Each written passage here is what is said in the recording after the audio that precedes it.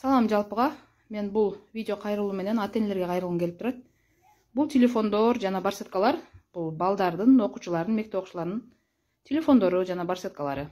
Караңыздарчы мына барсеткаларды. Сиздер алып бергенсиздер, урматтуу ата-энелер. Мына караңыздар, кичинекей барсетка. Китептин жарымынан келет. Мына китеп батпайт да. Көрүп атасыздар. Анан ушундай барсетка көтөрүп келген окуучуда кайдагы билим болот? Үйдөн эмне үчүн көзөмөлдөйсүздөр? Окуу куралыңызды алдыңбы? Эмне үчүн ушундай барсетка алып бересиздер? Урматтуу ата-энелер. Телефон колдонбосун эмес, колдонсун, бирок мектепке келеткенде алып койгула да. Үйдө колдонсун, пайдалуу жака колдонсун. Мындай барсеткадан көрө сумка алып берсеңиздер деле болот.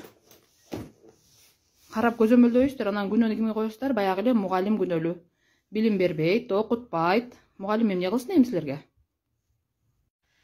Салам жалпыга. Мындан мурунку видеобузда барсетка жана телефондор жөнүндө болгон ошол видеого көптөгөн колдонуучулар түрдүү сын пикир ойлорду айтыпсыздар. Мугалимдер алдын ала эскертиш керек болчу. Эми ата-эне алып бергенден кийин барсетка жөнүндө сөз кылбай эле койгула депсиздер. Биз алдын ала эскерткенбиз. Биз өткөн окуу жылында ар бир ата-энелердин чогулушунда окуучуга кандай форма алып бериш керек, кандай сумка алып бериш керек, баарын айтып өткөнбүз. Жада калса ата-эне, окуучу, мектеп менен биргеликте атайын түзүлгөн 3 тараптуу келишимдер дагы бар.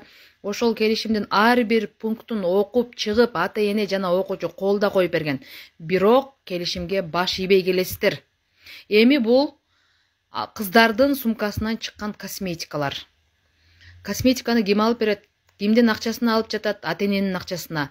Эмне үчүн балдарыңыздардын, кыздарыңыздардын сумкасын көзөмөлдөбөйсүздөр? Bir жумада bir жок дегенде кыздардын сумкасын көз жүгүртүп, ачып карап койбойсуздар. Косметиканы эмне үчүн алып келет мектепке? Мен бул видео менен эмнени айткым келет, ата-энелер? Балдарга көңүл буруңуздар. Тирилик, акча деп акчанын артынан кууп жүрө бербестен балдарды көзөмөлдөңүздөр. Балдар үчүн кичине болсо дагы убакыт бөлүңүздөр. Балдар биздин келечегибиз. Келечек муун кайда баратат?